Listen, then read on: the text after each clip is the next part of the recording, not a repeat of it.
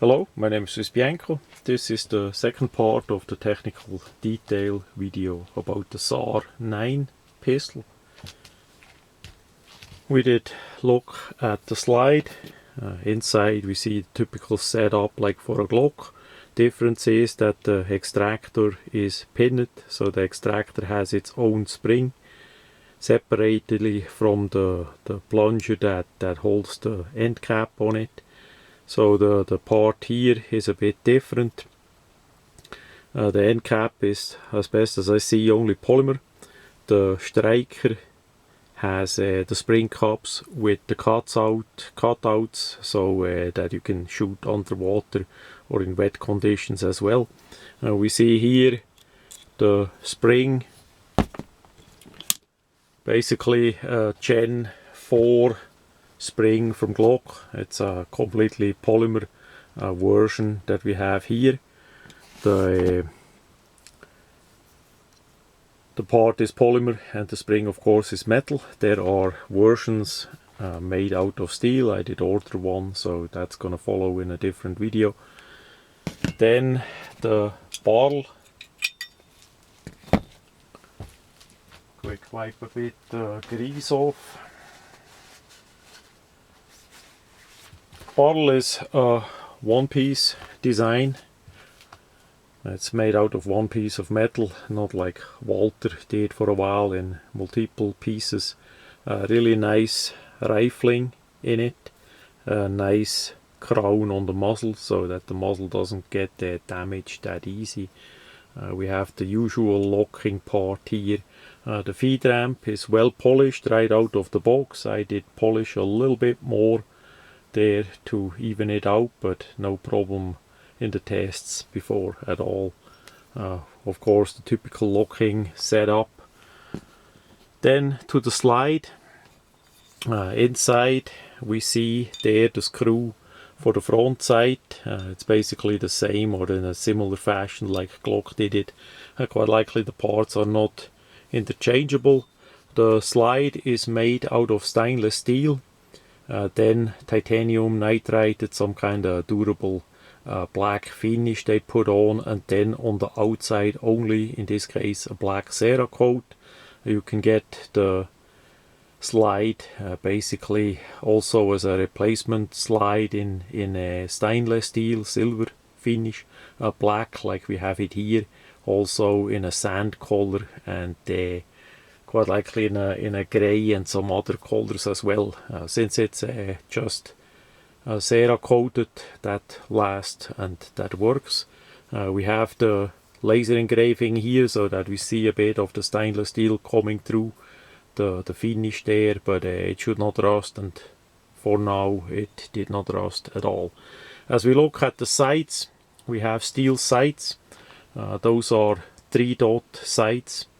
That is still international standard. For us here in USA, we prefer a bit more blacked out rear sights at the moment. That's gonna change maybe in a while as that gets out of fashion.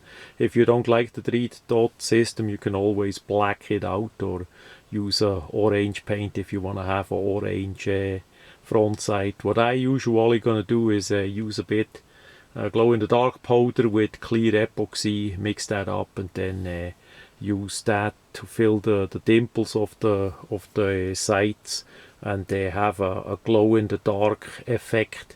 The white looks a little bit less white, but you get the glow-in-the-dark effect. You simply need to swipe it off quick with a bit flashlight, and then it's charged. So that's what I gonna do with these sights too. We have on the rear side in the middle a screw for additional protection so that the thing not gonna move left to right, and the slide was, the sights were completely adjusted well for this pistol. I did not have to adjust anything. It did shoot straight out of the box, so no problem there at all either. Back to the magazines. Magazines are easy to fill. Comes with 2 magazines. We see the witness holes there.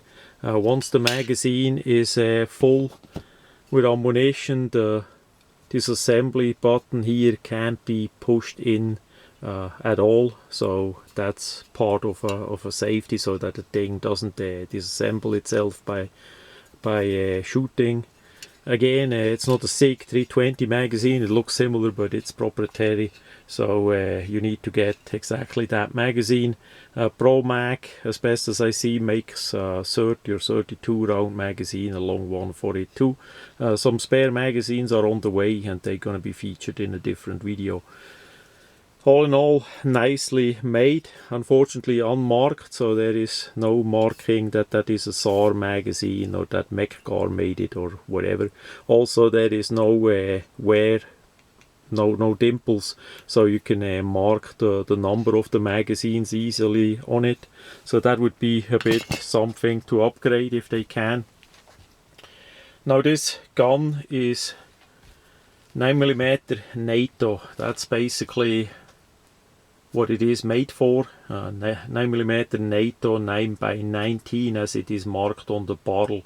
Without the NATO is basically the NATO version of the 9mm Luger.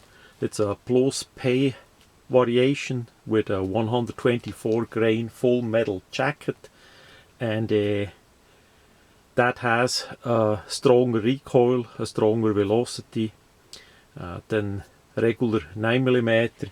So in some videos we see that some people had problems shooting very light 115 grain ammunition, which again this gun is not made for. So as you rack the slide, because of the rather strong recoil spring, the slide is not as easy to rack as say with the Heckler & Koch VP9 or with a regular Glock. It has a bit more of a resistance.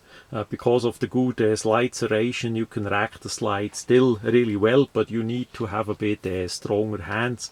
So this pistol, I would say, is not necessarily a good choice for people with weaker hands for that problem. To test it out, I first started with the gun directly out of the box to see what kind of problems we run into. Again, that is a test for me. I do that for decades now. It's plain simple fun in most cases. So the gun was straight out of the box, unlubed, and I filled both magazines with CCI Blazer 115 grain aluminium case. That's something of the weakest that I have here next to the Winchester white box. I did test those also. So 17 rounds in the magazine. First we use one magazine to charge the chamber, and then we swap the magazine, so we have the full pressure of the 17 rounds against the slide. So I did fire to the distance of 5 meters, and to my surprise, no problem at all. The gun did function flawlessly. Again, sample 1 of 1. Maybe your sample gonna vary.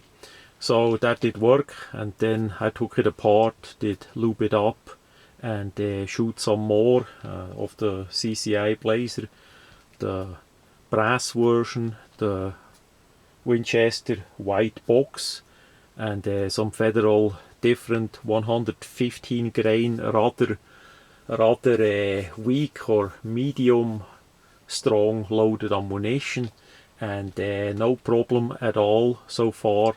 Not a single malfunction, failure to feed or eject or something like that with that stronger spring in there. But still, I would suggest that if you want to use that for serious use, that you of course test it out, but that you, if you can select, rather go with 124 grain ammunition. If it's not NATO or plus P as we say in USA, then at least regular 124 grain bullets, so that you have a bit more of a recoil impulse for the slide and the spring with those 124 instead of 115 grain. I would just go and stay on the safe side with that, and that is what I'm gonna do with these two. Testing is not yet finished. Of course, I wanna shoot some NATO ammunition too, and some different hollow points, but so far, to my surprise, no problems at all whatsoever. So it's a great gun.